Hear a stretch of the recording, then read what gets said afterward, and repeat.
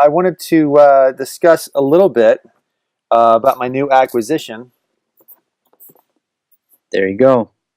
Sweet. This thing, I have a lot to say about this thing.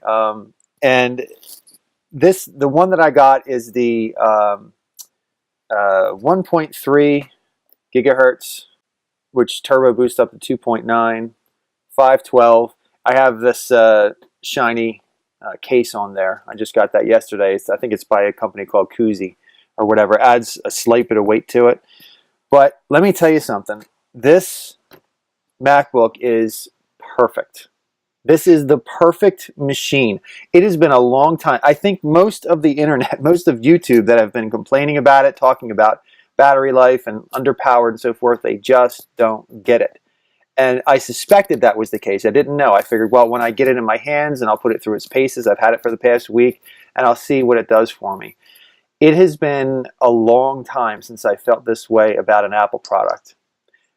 Not to the degree of the iPhone when it came out, because that was life-changing, literally for me. I mean, it changed my business. But when this thing came out, I thought, I think that's going to fit the bill. And when I started using it, as I said on the last podcast, this thing is an upgrade from a tablet. It shouldn't be considered a downgrade from a laptop. And if you don't need all that power, then like as far as Photoshop or Aperture or Lightroom or whatever, or video, doing things on Final Cut Pro, if you don't need that power, it's really not an issue. It's powerful enough and portable enough, for my needs, and it's fantastic. The keys on here are amazing. They're, as you know, like really, really shallow, but I've gotten used to it. I didn't, when I tried it out in the store, I thought, it's a little not enough throw on there. But the more I played around with it, I actually prefer this more than a traditional laptop MacBook keyboard, and which actually feels a little bit wobbly to me right now. But they're really stable. They have a nice click to them. And I tell you, the trackpad, this is the same in all the trackpads now for MacBook Pros. The trackpad has ruined me for any other trackpads on the market by any other computer. It is the best trackpad, bar none. Even putting aside the gestures and everything, just the feel of it and how it clicks, it's just great. Battery life has been fantastic. I've been getting 8-9 hours as advertised. I mentioned again last podcast that as long as you don't use Chrome, you're okay with it, because Chrome kills the battery. But I'm using all things that are optimized for this, and I use right now I have 5 spaces on here. Everything that I normally use is open: email, Twitter, messages, photos, iTunes, Safari. And it all works seamlessly. I switch back and forth between them all. They all work seamlessly. Nothing is hanging up on me. There's no spinning beach balls of death or anything. So I love this machine. The portability of it really just throws everything over the top. Yes, the 480 camera in there is piss poor. It's really, really bad, but I don't use it. And it's a version 1 problem. And it's a version 1 problem, exactly. I can't remember the last time I used, other than this podcast, but then again, I'm using my iMac for this, so it doesn't matter. But especially the deal you got. The deal I got, oh my god! Because you were mentioning on wanting to wait for Skylake, because they will come in the next months. Well, 2 things. I just listened to a podcast about that, and they mentioned Skylake. And what was it? I think Rene Ritchie and on iMore, he was talking about it. And he said that the more research that they're doing on Skylake, they're finding out that the speed bump is actually more minimal than they thought it would be. So maybe like about 15%, which is not really noticeable.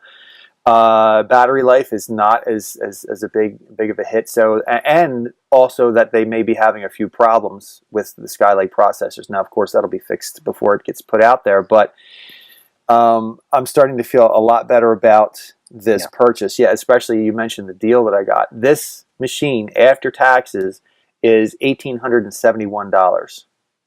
That's way too much for a laptop of this sort. But B&H Photo, yeah, they're selling them for $350 off. And because it's shipped from New York and I'm in New Jersey, there was no sales tax. So I got this top of the line MacBook for $1399 for $1,400. That's a crazy good deal. Yeah. I mean, how could I not really? So I could actually sell this thing on Craigslist for more than I bought it for. Yeah, you know, that's a good feeling. Yeah, you made some money. It's a good investment. Yeah. Like maybe you can tell, but I'm watering from the mouth right now. I'm foaming. I'm watering, and I just ate, so it can't be that I'm hungry, because I was looking for.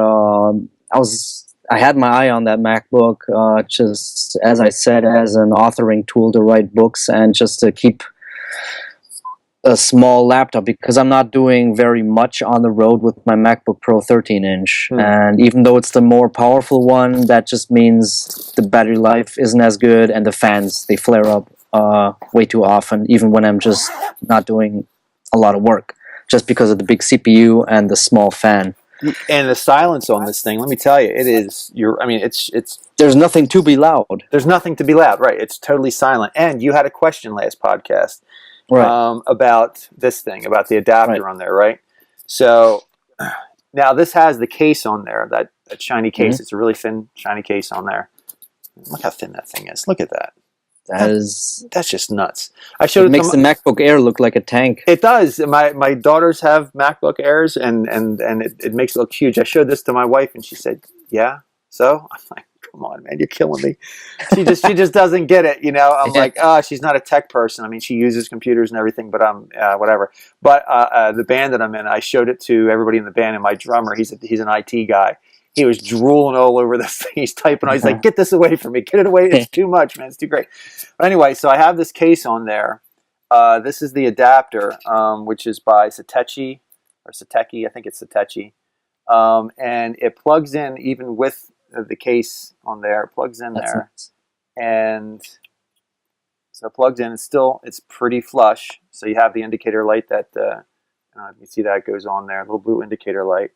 And so your question last time, where is the USB drive? Let me find the USB drive real quick.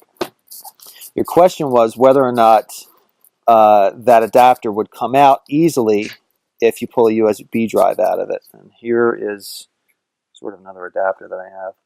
So I'm going to plug this in. I'm going to test this live. I don't think it'll come out, but so there it is plugged in. If I pull it out, a little bit of resistance. So this bends. This bends a little bit, pulls out a little bit, and so it wants to release, but it's not a problem to pull it out. Yeah, that's not an issue. No, it's not. And just holding it back with the other fingers, it's fine. Yeah, that's a really, really nice solution for people who are really afraid that they'd have to put like a tumor of a thing on their little MacBook. Yeah, right? and all the reviews on YouTube, they're all early reviews too. So the only thing that was available then was all these dongles, and it was too expensive from Apple, and theirs are still available. But things like this, I mean, it really makes it a nice piece. I bought this little pouch from Waterford Designs. I forget what the name of it. Yeah, Waterfield bags in San Francisco, just to hold all my adapters and things like that in there. And I carry this and this in the bag that I carried my 15-inch MacBook Pro in, because everything fits in there nicely. So my adapters go with me all the time whenever I need them. I have another adapter here. This is just a pure USB to USB-C adapter that I pop in there. Charger in here and everything like that. So it's everything I need all in one place. And it's surprising. Everybody says, "Oh, there's not enough ports." I think most people would be surprised how infrequently they use the ports that are on their laptops. And that's the big issue, yeah. It really is. And I mean, how often do you use a USB key? I mean, yeah, you use it, but it's not that often. And now it's not as often as like 6 years ago. No, not at all. And yeah, exactly. And so, they're nice to have, but the adapters are right there. They're cheap. This thing, the portability, I wouldn't recommend buying it if you have to buy it full price. But even this particular model, you can get on the Apple's refurb site for 14 and change, and then plus tax. So it's still a little expensive, but it's not $1871. you're going to get it in the $1,400 to $1,500 range. So you can get that as a refurb. This was a brand new machine, but it's just everything you need, and having that portability without having to pull out that big weight of a MacBook Pro if you don't need it. It's just it's the perfect machine. I love this thing. And the big issue, I think, for all the critics is, yes, if you use a lot of CDs, if you use a lot of floppy disks, right? Mm-hmm. If you use a lot of USBs, this machine is not for you. Mm-hmm. If you notice, oh, I'm not using those things a lot, and I wouldn't mind popping in an adapter, everything else is great, right? I don't use CDs anymore. Right. Okay, I'm being a little bit of a hypocrite because I just bought a PS4 and some of the games you do buy on DVDs, right? Sure. But you can buy almost everything, every PS4 game digitally in the PlayStation Store. So you can choose what to do. Like the CDs you can sell again, right? You can resell them. Yep.